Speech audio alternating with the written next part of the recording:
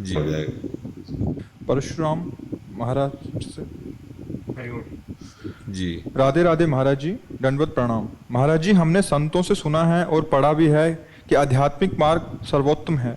हम भी इस मार्ग में बचपन से ही लगे हुए हैं। अब हमारा बेटा बाबा जी बनकर वृंदावन वास करना चाहता है, लेकिन हमें लगता है गृहस्थ में रहकर भी भगवत मार्ग में चला जा सकता है। तो महाराज जी, अब हमें क्या करना चाहिए? उचित मार्गदर्शन कीजिए। तुम्हें कुछ नहीं करना चाहिए, प्रभु के ऐसे आश्रित हो जाना चाहिए।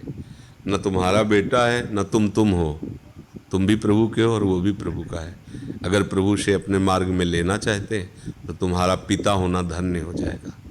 सही मार्ग, अध्यात्म मार्ग आपने कहा कि उत्तम मार्ग है। अगर वो वास्तविक भक्त बनना चाहता है तो तुम्हारा पिता होना सार्थक हो गया, तुम्हारी गृहस्थी सार्थक हो गई। नौटंकी नाटक नहीं करना चाहिए बाबा जी बन के।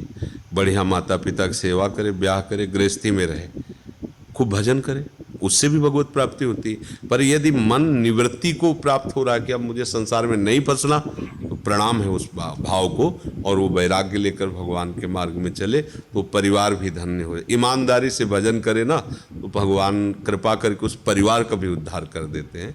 तो आप घाटे में तो हो नहीं, यदि वो सही मार्ग का अनुसरण करे तो।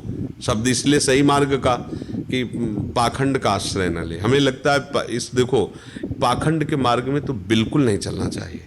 तो ये बात किसी भी विरक्त होने वाले को पहले समझना चाहिए कि जीवन में हम कहीं इधर उधर दृष्टि नहीं डालेंगे, बेईमानी नहीं करेंगे।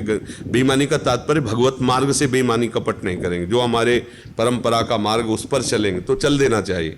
थोड़ा भी स्त्री में आसक्ति हो, भोगों में आसक्ति हो तो बिल्कुल ये खतरनाक खेल है, बिल्कुल खतरनाक खेल है। किया कराया सब मिट्टी हो जाएगा। इसलिए गृहस्थी में जाना चाहिए। अगर ये कि प्राण त्याग सकते हैं, गलत नहीं चलेंगे, तो आ जाओ, ये निवृत्ति का मार्ग है, फिर इस पर चल लो। समझ रहे ना? अमित जी, लखनऊ से।